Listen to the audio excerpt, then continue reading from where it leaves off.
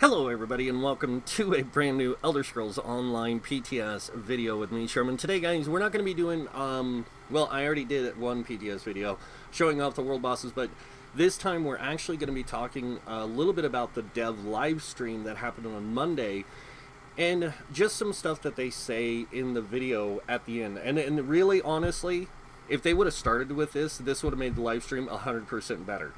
No offense to anyone else, but I do think that's the truth. So let's go ahead and take a look at the video, and then we'll discuss the after. Discuss it a little bit after. Jump out here. So this is at the end of the towards the end of the live stream. It's actually like the last 3 minutes, so maybe 4. Let's watch. And selfish reasons, both of us have to leave. I'm glad we were at least able to get through all the changes. Yeah, and we hope. I know we didn't go through every single one. I know. Bound armor.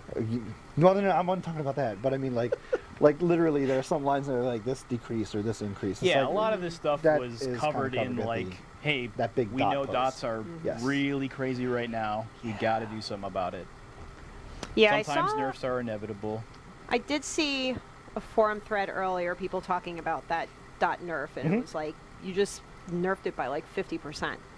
And like you were saying, sometimes we just kind of have to readjust a little bit. Right. Yeah, that's where we get back to the our big thing standards, there was we wanted to make sure the abilities still were impactful. Like they're still technically better than a spammable ability, so you still totally want to run them. It's just that you don't feel like all 10 abilities on your bar need to be dots, and you can kind of be like, oh hey, my class doesn't have a lot of dots, now I can actually use class abilities because dots aren't 100% better than my spammable, they're only 25% better, so now I can start making and picking and choosing things that are interesting to me as a player instead of, oh, what does the meta dictate I do because these numbers are so big. Yeah.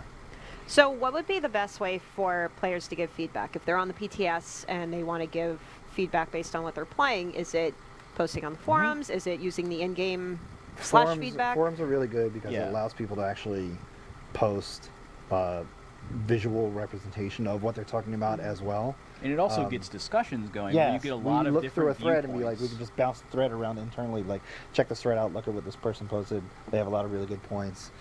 And then you can see like a rebuttal of like, oh, I disagree, and here's the reasons why, and then we can extrapolate and figure out, oh, like what kind of players experience the game in different ways, and what is our target audience with some of these changes. So like in some of these cases, it's a numbers game, which not everyone really cares about. The average player who's going to come on and just kill some dragons or stuff like that, they don't care if their spammable is doing 1 billion damage or... Well, I would. Well, I mean that'd be great. If everything dealt the same damage, it would be more of like, what is cool to experience? What is my character's like vector of control? Am I devastating my enemies with pummeling blows, or am I whittling them down? And they can make those choices. But the endgame players are like, what gives me the most damage? And that's where a lot of the number balancing in terms of like why things get buffed or nerfed is like, it's focused on that group in terms of making sure that we have a healthy game that everyone can experience more on their play style and less about the, oh, this is just the best and I need it. Yeah, because we know that there are trendsetters, that's a nice way I can word it, out in the wild that will say this is what you must use. These are the sets you got to get. This is the thing you're running. If you're not doing it, you're doing it wrong. You're dumb. And we believe that everybody should be able to play the game and have fun equally effectively, whether they're doing battlegrounds one day or doing trials or just running around killing dragons out in the wild or just collecting trade skill stuff and get jumped by a 3-pack.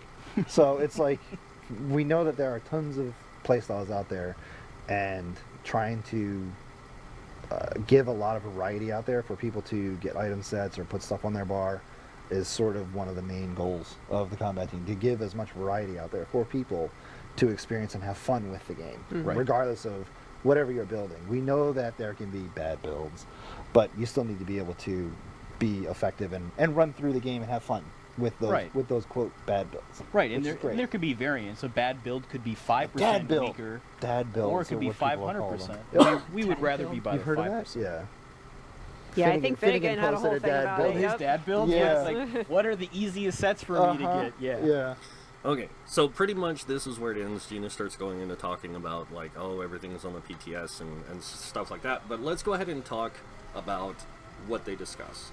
So one of the things that they point out is that it's something that I've brought up many a times in the past, is that, and why I don't see people talking about this more often or even pointing this out, it is mind-boggling. But it clearly sounds like the devs want players to be able to play how they want and enjoy the content regardless of the trendsetters, of the people who say at in-game you've got to have this. Like, that right there, they're saying that is actually hurting the game than it is helping the game. And a lot of times when you do that, when you tell people this is what you should be using and this is what's best, it's in areas of the game that it drops. So like when people say, oh, well, you need Maelstrom weapons and you got to run the Maelstrom Arena to get it, and they're showing you a Maelstrom run with the Maelstrom weapon equipped, and it's like, wait, how do I do it without that benefit? Like, that's what people want to know. How do I get from point A to point B so I can get to point D where you guys are in these sets? What sets do I need in between? What do I need to use in between? And if I find something I really like in between, I'm going to stick with it. That's what I want to do.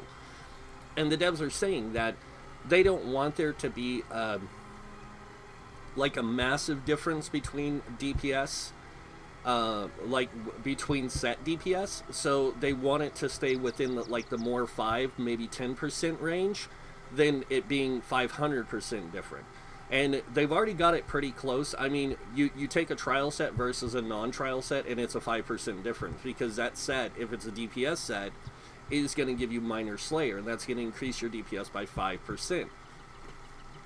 So that's a 5% difference. And if it's perfected, that's going to increase it by maybe another 2-3% in some cases, depending on the person playing, their skill level, their ability to play.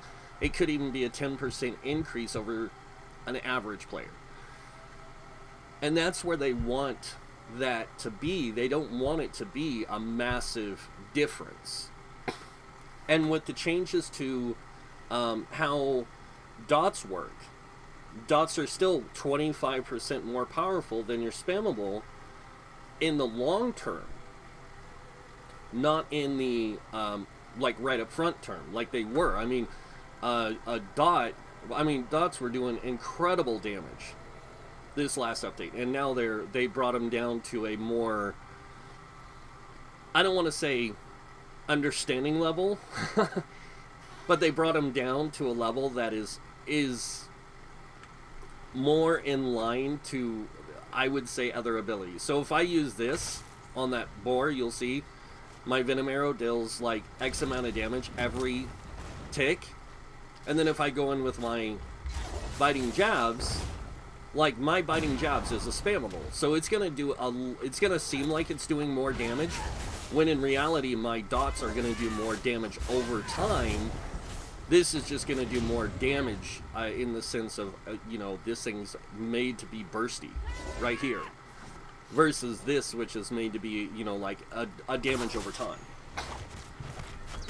So that's kind of what they're, in my opinion, what it sounds like they're trying to say is they want people to be able to enjoy the game, go out and find sets that fit their playstyle, and builds that fit their playstyle, and just play the game and have fun, regardless of this or that. And, they want them to be able to play all content that way. And when you have, and I'm not trying to sound rude here, but when you have people saying, oh, if you want to play the end game, like, like playing trials, you've got to have this build.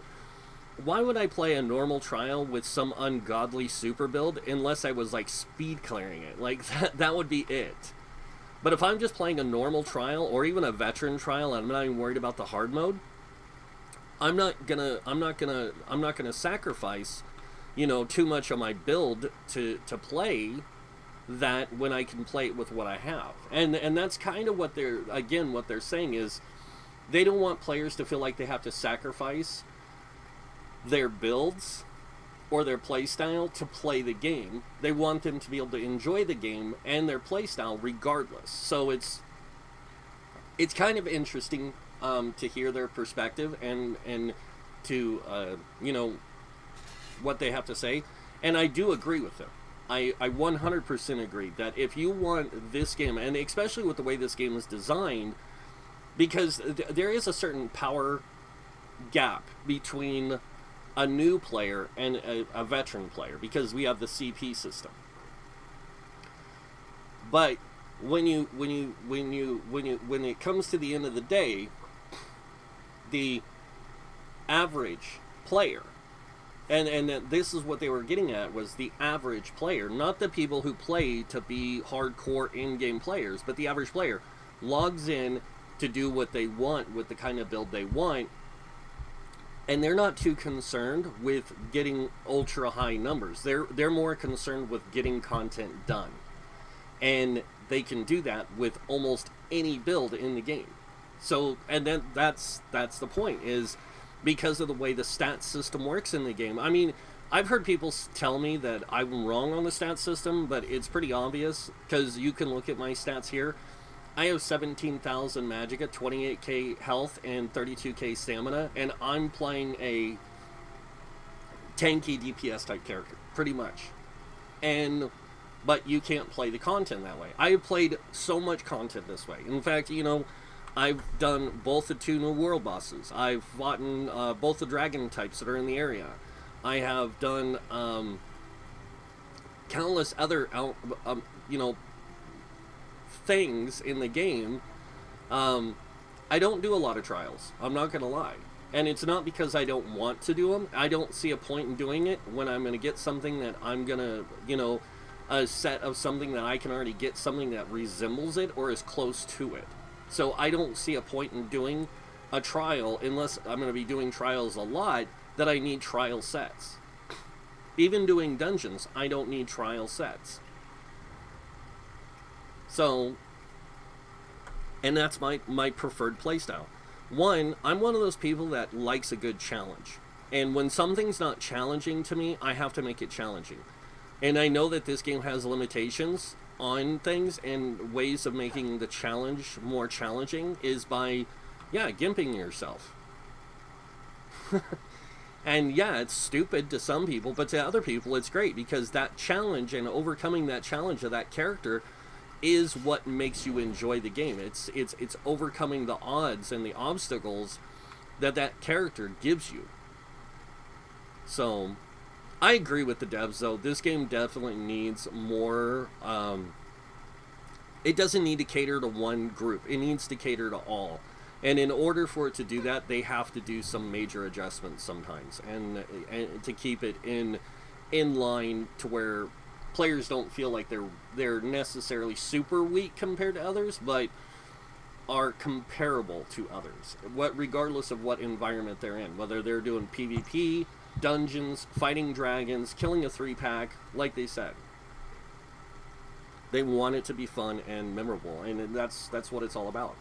So, but that's pretty much it for this video, guys. I hope you guys enjoyed it. I know I kind of went into this whole tangent thing, but I do agree with the devs on this 100%, that that's the way the game should be. If you're gonna, especially if you're gonna release a game with so much skill diversity and so much gear diversity, you have to be able to allow your player base to enjoy the game regardless. So giving them all these different tools to do so is more inclined to, or more into the idea of how the game works, and that's what people want. So, but again, like I said, that's it for the video, so you guys know what's coming next. If you like this video, go ahead and hit that like button. If you guys want to see more videos by me, you can subscribe. Other than that, I want to thank you all for watching. Until next time, have a wonderful day, and this guy might see you in game. Bye.